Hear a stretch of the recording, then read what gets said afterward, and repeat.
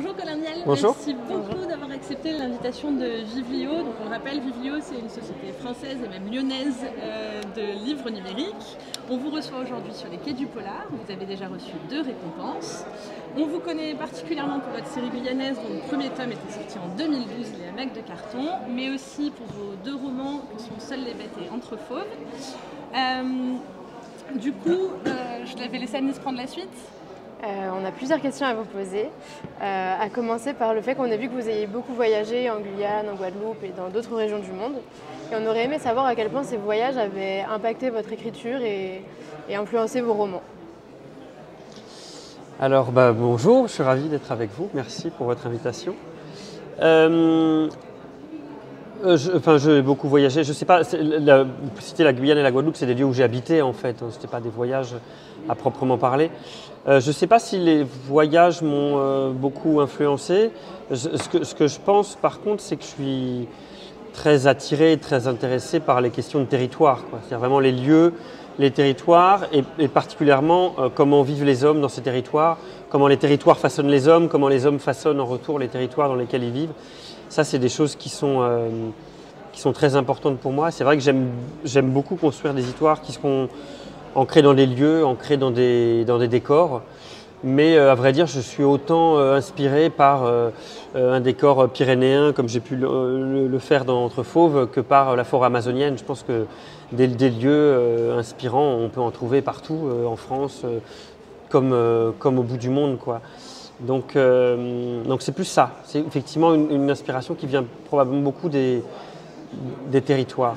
Et ce qui m'intéresse dans ces territoires, c'est pas tant d'en parler en tant que tel, c'est de voir comment ces territoires sont vécus par les hommes qui les habitent et de voir par exemple qu'un même lieu, je prends l'exemple de la forêt amazonienne, pourra être perçu comme un territoire très hostile et angoissant par certaines personnes, et au contraire, pour des personnes qui y vivent, comme des Amérindiens par exemple, qui y vivent depuis longtemps, comme un lieu extrêmement riche et accueillant. Et ça, c'est des choses qui m'intéressent énormément. Merci. C'est vrai que dans vos romans, on découvre beaucoup les territoires. Moi, par exemple, je ne connaissais pas du tout la Guyane avant de lire la série guyanaise. On retrouve aussi d'autres thèmes, comme la chasse, l'avenir de la planète, la biodiversité. C'est aussi des thèmes qui vous inspirent ? Oui, j'allais dire forcément, quoi. Je ne vois pas comment. Aujourd'hui, la situation fait qu'on peut difficilement ne pas s'y intéresser.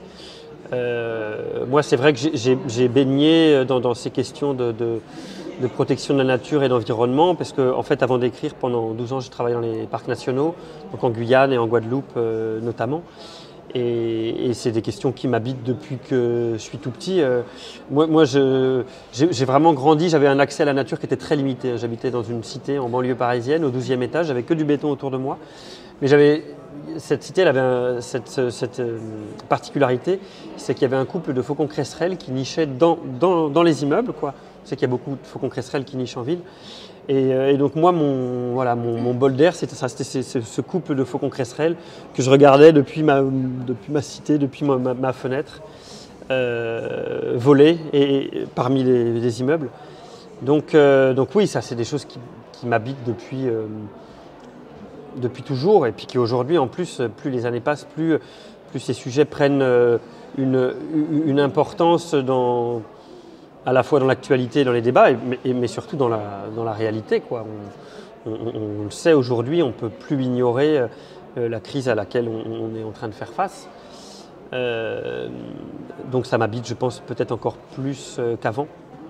Mais c'est vrai que ces questions d'écologie, moi ce qui m'intéresse et ce que j'essayais de faire dans Entre fauves, c'était aussi j'essaye pas d'écrire des plaidoyers, j'essaye pas d'écrire des romans pour convaincre les gens de la nécessité de préserver la planète. Ce qui m'intéresse, c'est l'écologie, comment elle se pratique sur le terrain, c'est-à-dire à quoi elle confronte les hommes et toutes nos contradictions et tous les questionnements que ça peut nous poser à tous au quotidien, réalité, quoi. Voilà, c'est vraiment confronter ces grandes idées à la réalité, quoi.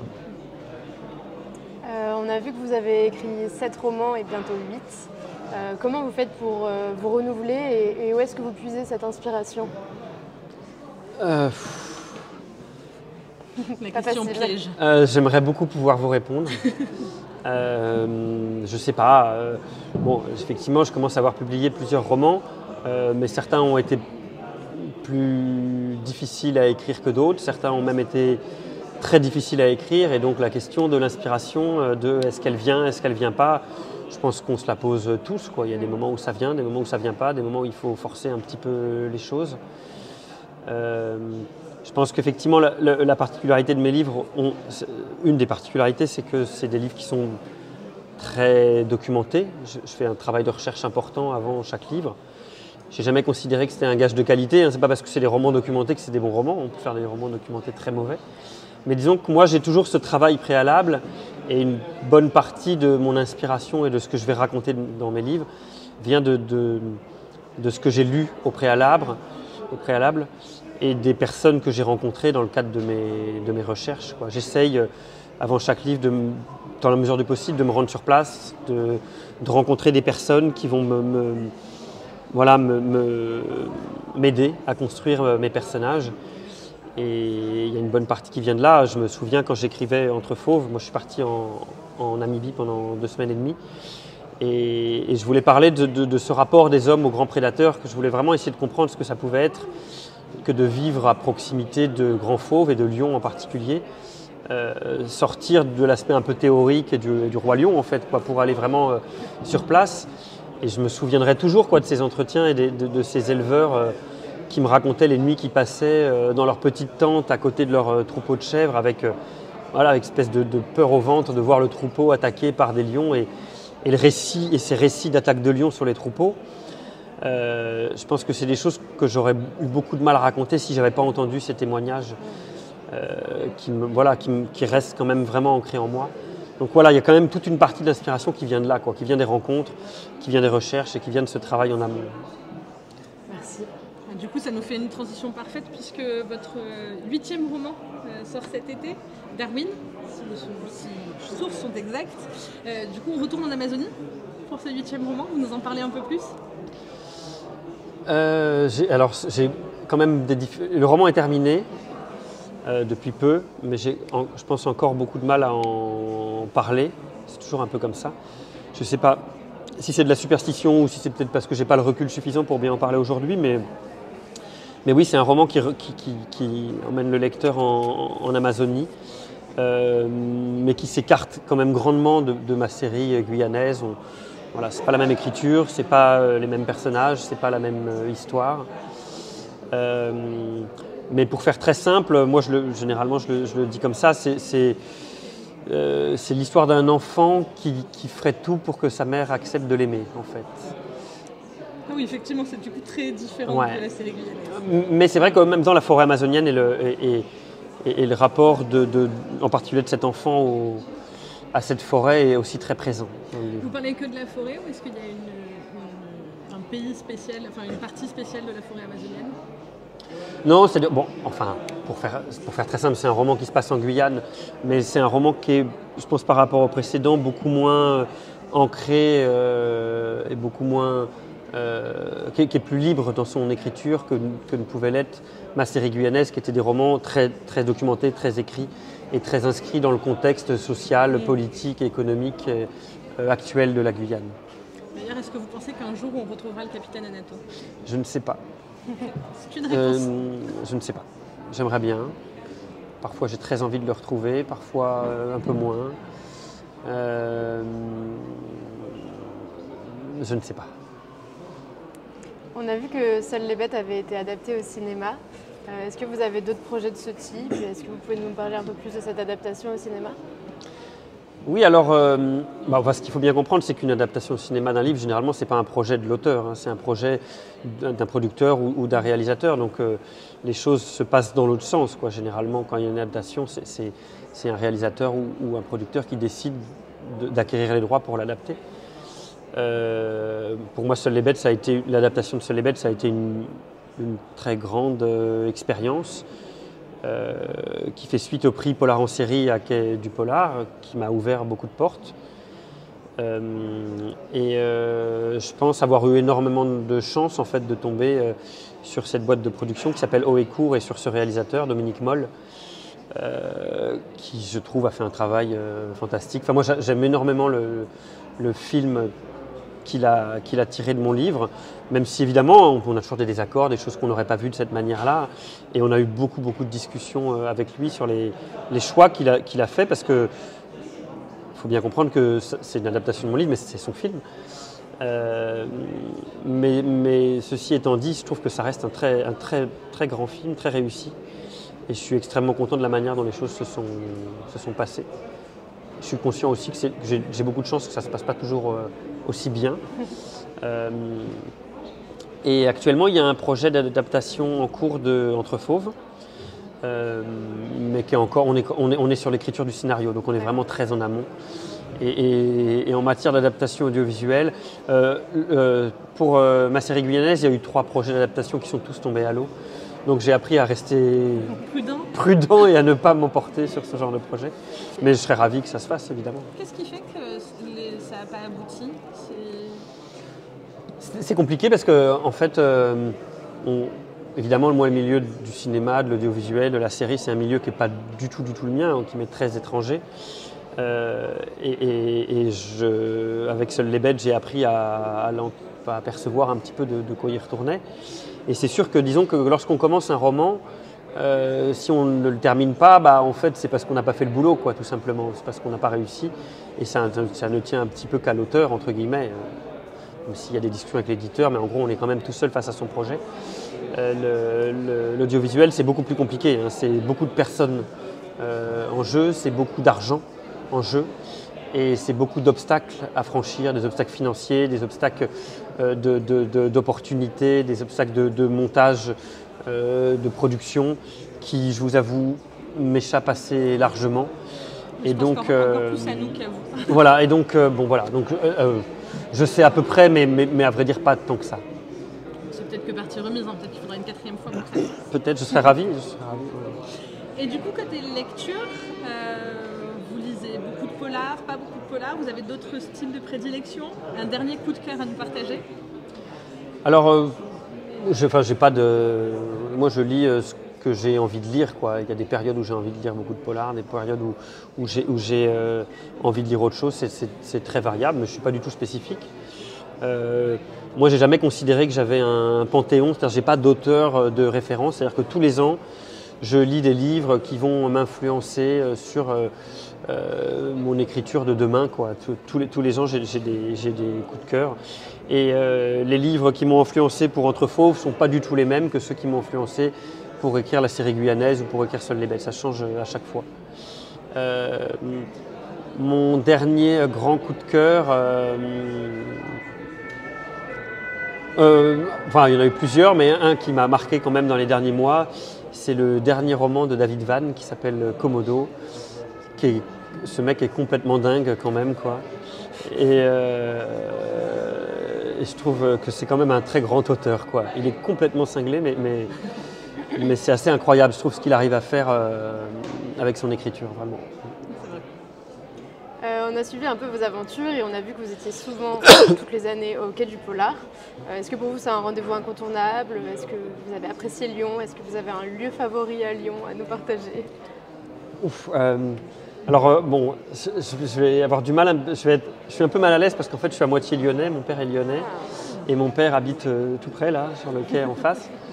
Mais j'ai jamais vécu à Lyon et c'est pas une ville que je connais, je peux pas dire que je connaisse vraiment Lyon, même si ma grand-mère habite encore là, enfin voilà. Donc je venais tous les ans à Lyon, mais un lieu favori, je serais vraiment très embêté pour vous en parler. Je pense qu'aujourd'hui, mon lieu favori, c'est sans doute le Palais de la Bourse, pendant Quai du Polar. Non, mais c'est sûr que Quai du Polar, pour nous, les auteurs, c'est un rendez-vous quand même incontournable, quoi. C'est quand même devenu vraiment la référence en termes de festival, en littérature policière, mais même beaucoup plus largement en littérature noire au sens très large. Et on y vient toujours avec plaisir. Et c'est vrai que le fait d'y revenir plusieurs fois, c'est agréable parce qu'on retrouve des lecteurs qui reviennent à chaque salon et on est content de les retrouver. Et puis on retrouve les copains, quoi. C'est vrai que l'avantage qu'on a quand même dans le polar, c'est que c'est un milieu qui est quand même assez agréable. Les relations entre les auteurs sont bonnes. Et donc on est souvent content de se retrouver entre nous, quoi. L'écriture, c'est quand même un métier. Il y a une bonne partie qui est quand même très solitaire. Et parfois, on a peut-être un peu besoin de sortir de nos grottes, quoi, pour rencontrer un peu du monde, quoi. C'est sûr. Et du coup, alors là, c'est une vraie question piège. Celle-là. Voilà, Est-ce qu'il y a une question qu'on ne vous a jamais posée, mais à laquelle vous auriez adoré répondre? J'avais prévenu. Est-ce qu'il y a une question qu'on m'a jamais posée?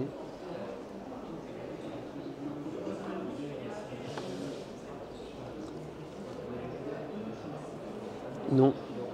Non, ça va? Non, je vois pas. Peut-être si je réfléchissais, ça finirait par venir.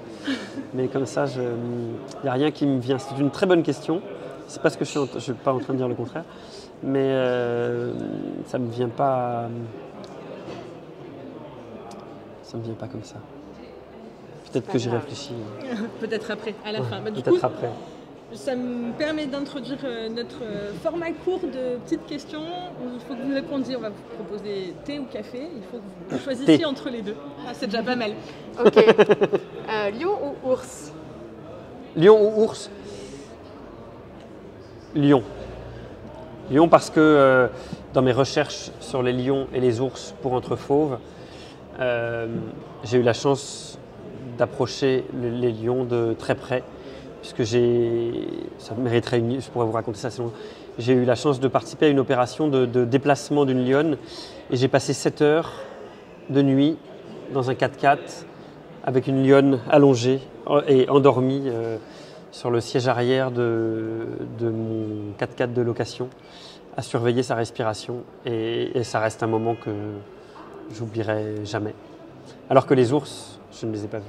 Ok. Ça doit être complètement fou. Impressionnant. Vivre en métropole ou en outre-mer? En métropole, parce que c'est là qu'aujourd'hui j'ai mes enfants. Adaptation au cinéma ou en photo? Là vous êtes dur.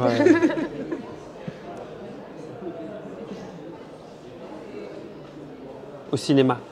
Parce que je pense que si vous faites référence au livre photo que j'ai fait avec ce fantastique photographe qui s'appelle Carl Joseph, c'était une très belle expérience, mais je ne considère pas que ce soit vraiment une adaptation. Pour moi, c'était un nouveau projet, quoi. Ok. Fiction ou réalité? Fiction. Ok. Parce que je pense que la fiction nous dit plus sur le réel que la réalité, en fait. Ok. Lire ou écrire?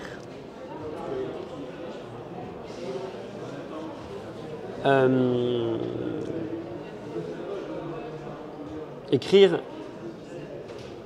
mais je pense que l'écriture commence par la lecture, quoi. Pour moi, les deux sont indissociables, en fait. Et notre toute dernière question. Donc on a vos romans sur la table en version papier et en version numérique. Est-ce que vous préférez le livre papier ou le livre numérique? Vous avez le droit de dire les deux. Papier. À vrai dire, je n'ai jamais lu de livre numérique jusqu'à présent. Mais je suis certain que je vais m'y mettre très très vite, mais uniquement si c'est Vivelio. Alors ce sera Vivelio. On s'occupe de vous envoyer une liseuse. Il n'y a pas de problème. Pour les voyages, ce sera pratique. Ouais, c'est ça. C'est sûr qu'en Namibie, c'est plus simple si vous voulez emmener Probablement. plein de livres Probablement. avec une liseuse qu'en papier.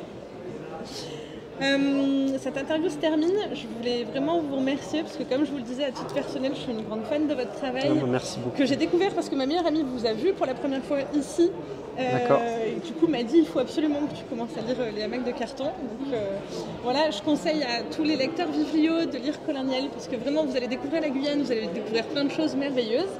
Encore merci, merci à vous d'avoir pris un peu de temps. Ça m'a fait très plaisir. Et on espère vous revoir bientôt avec une liseuse Vivelio. Merci beaucoup. Merci beaucoup. Merci.